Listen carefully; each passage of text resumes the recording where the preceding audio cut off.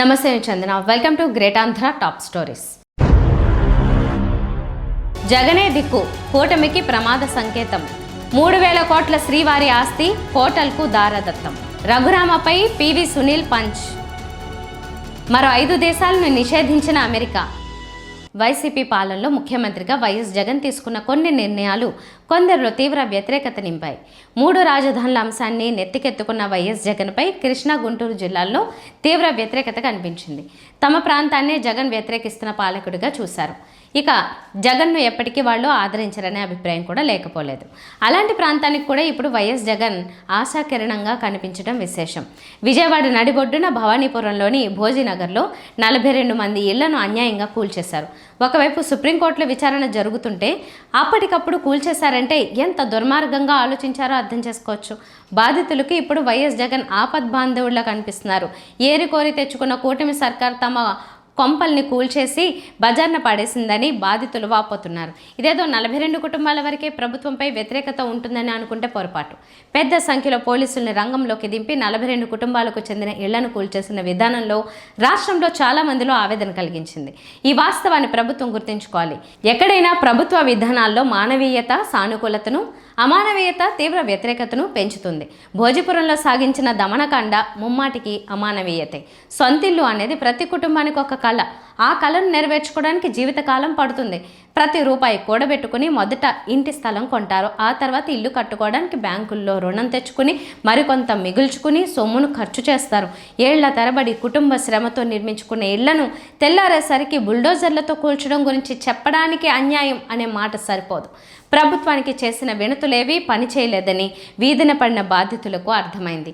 ఈ ప్రభుత్వం వల్ల తమకు నష్టమే తప్ప లాభం ఉండదనే నిర్ధారణకు వచ్చారు. ఇప్పుడు వాళ్ళంతా న్యాయం కోసం జగన్ వైపు చూడడం చిన్న విషయం కాదు. మళ్ళీ జగన్ వస్తేనే తమకు న్యాయం జరుగుతుందనే ఆలోచన విజయవాడలో పుట్టడం కూటమికి ప్రమాద సంకేతం.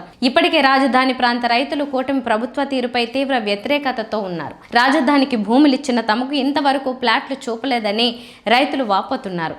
తమ ప్లాట్లు ఎక్కడున్నాయి, వాటికి దారి సంగతి ఏంటి తదితరాలేవి తెలియవని వాపోతున్నారు. చంద్రబాబు నమ్మి భూములిచ్చామని ఇప్పుడు కడుపు చించుకుంటే కాళ్ళ మీద పడుతుందన్నట్టుగా తమ పరిస్థితి తయారైందని వారు ఆవేదన చెందుతున్నారు. రానున్న రోజుల్లో వీళ్లకు కూడా జగనే దిక్కు. ఎందుకంటే రాజకీయంగా కూటమి పరపతి రోజు రోజుకు పడిపోతోంది. ఇదే సమయంలో వైఎస్ జగన్ క్రేజ్ పెరుగుతోందన్న సంకేతాలు వెలువడుతున్నాయి. ఇంతవరకు జగన్ ఏం చేశారనే దానికంటే రానున్న రోజుల్లో ఆయన అనుకుంటే మంచి చేస్తారన్న నమ్మకం పెరుగుతోందన్న చర్చ జరుగుతోంది.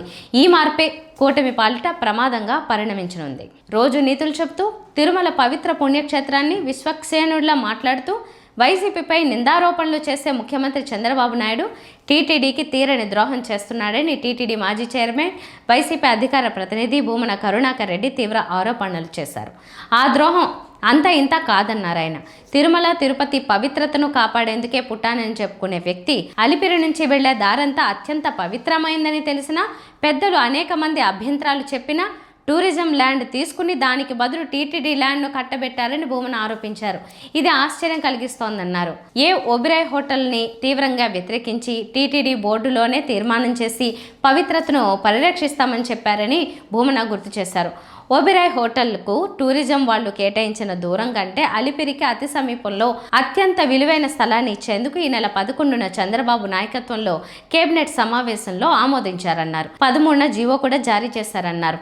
పాత టూరిజం స్థలం ఎకరా 90 లక్షలు విలువ చేస్తుందని రిజిస్ట్రేషన్ అధికారులు అధికారికంగా చెబుతున్నారన్నారు. ఇవాళ టూరిజం వాళ్లకు టీటీడీ వాళ్ళు ఇచ్చిన స్థలం గజం 49,000 అన్నారు. రిజిస్ట్రేషన్ శాఖ చెబుతున్న లెక్కల ప్రకారం ఎకరా 26.52 కోట్లు అని భూమన తెలిపారు. ఈ లెక్క ప్రకారం 20 ఎకరాలు 460 కోట్లకు పై మాటే అని అన్నారు. టూరిజం శాఖ నుంచి తీసుకున్న ఆ భూమి ఖరీదు ప్రభుత్వ లెక్క ప్రకారం 18 కోట్లు అని భూమన వివరించారు. టీటీడీ అంటే దేవుడి స్థలమని, ఒబెరాయ్కి ఇస్తున్న స్థలం విలువ 460 కోట్లు అని ఆయన స్పష్టం చేశారు. అంతేకాకుండా స్థలం లీజు మొత్తాన్ని కూడా ప్రభుత్వం మాఫీ చేస్తుందని ఆయన ఆరోపించారు. ఒబెరాయ్ హోటల్కు చేసిన మేలు 26 కోట్ల లీజు డబ్బును కూడా మాఫీ చేశారని ఆయన ఆగ్రహం వ్యక్తం చేశారు. ఇంతేకాకుండా 1% చొప్పున పాత లెక్కల ప్రకారం 1,17,00,000 చొప్పున ప్రభుత్వానికి కట్టాల్సి ఉండేదన్నారు. అయితే 90 లక్షలకు ఎంత ఇస్తారో అంతే మొత్తాన్ని చెల్లించాలని ప్రభుత్వం ఉదారత చూపిందని భూమన విమర్శించారు. అలాగే భూ మార్పిడి కింద దాదాపు 37 కోట్లు మాఫీ చేసిందని భూమన ఆరోపించారు. శ్రీవారిపై మహాభక్తితో సద్బ్రాహ్మణుడైన మహా వ్యక్తి ఎవరో టీటీడీకి ఇనాం కింద ఇచ్చిన భూమిని ప్రైవేట్ హోటల్కు కట్టబెట్టే తంతును చంద్రబాబు పూర్తి చేశారని భూమన ఆవేదన వ్యక్తం చేశారు. ఇది మార్కెట్ రేటు ప్రకారం 46 కోట్లు అన్నారు. బహిరంగ మార్కెట్లో ఈ భూమి విలువ 3,000 కోట్లు అని భూమన సంచలన ఆరోపణ చేశారు. కోహినూరు వజ్రానికి ఏ రకంగా వెలకెట్టలేము, టీటీడీ స్థలానికి కూడా వెల కట్టలేమని ఆయన అన్నారు. ఇది అర్బన్ పరిధిలో ఉందన్నారు. పాత స్థలం రూరల్ పరిధిలో ఉందని ఆయన చెప్పుకొచ్చారు. విలువలో దానికి దీనికి ఎంతో తేడా ఉందన్నారు. శ్రీవారి పేరు చెబుతూ టీటీడీకే చంద్రబాబు ఎసరు పెట్టారని ఆయన ఆరోపించారు. 3,000 కోట్ల విలువైన స్థలాన్ని అప్పనంగా కట్టబెట్టారన్నారు. ఒబెరాయ్ హోటల్ వాళ్ళు ముంతాజ్ హోటల్ పేరును మార్చారన్నారు. స్వర అనే పేరు మార్చారన్నారు. శంకరయ్య సులేమానుగా మారినట్టుగా ముంతాజ్ హోటల్కు మరో పేరు పెట్టారన్నారు. ఇలా పేరు మార్చి పెట్టాలని చంద్రబాబే చెప్పుకుంటారని ఆయన ఆరోపించారు.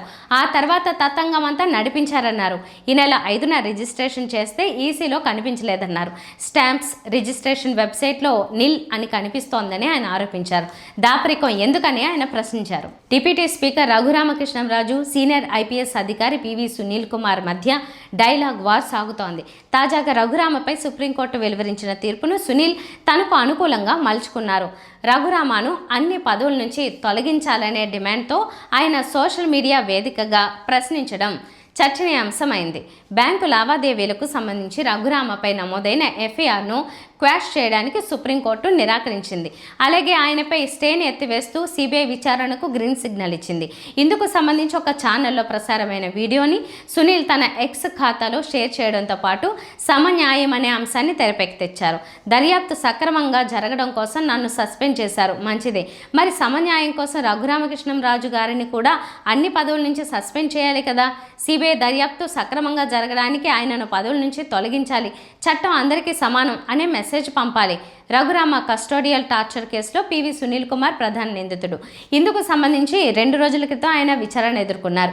కూటమి ప్రభుత్వం ఆయన్ను సస్పెండ్ చేసిన సంగతి తెలిసిందే. అయితే కేసులకు సంబంధించి విచారణ నేపథ్యంలో తనలాగే డిప్యూటీ స్పీకర్ను ఎందుకు పదవుల నుంచి తొలగించొద్దనే సునీల్ ప్రశ్న ఆలోచింపజేసేలా ఉంది. మొదటిసారి అధ్యక్షుడిగా ఎన్నికైనప్పుడే కొన్ని దేశాలపై ట్రావెల్ బ్యాన్ విధించారు డొనాల్డ్ ట్రంప్.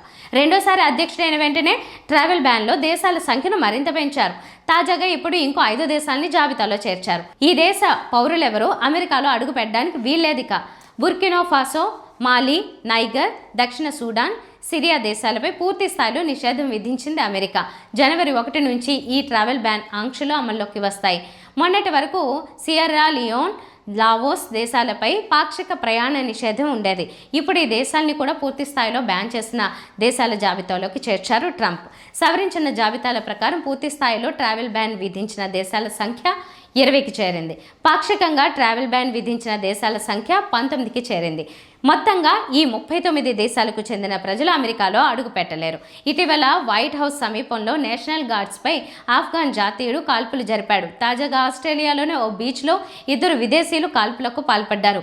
ఈ 2 ఘటనల్ని దృష్టిలో పెట్టుకుని ట్రావెల్ బ్యాన్ జాబితాను అమెరికా సవరించింది. అమెరికా ట్రావెల్ బ్యాన్ జాబితాలో ఆఫ్రికా దేశాలే ఎక్కువగా ఉన్నాయి. ఇవి వాటి టాప్ స్టోరీస్. మరిన్ని అప్డేట్స్తో కలుద్దాం. నమస్తే.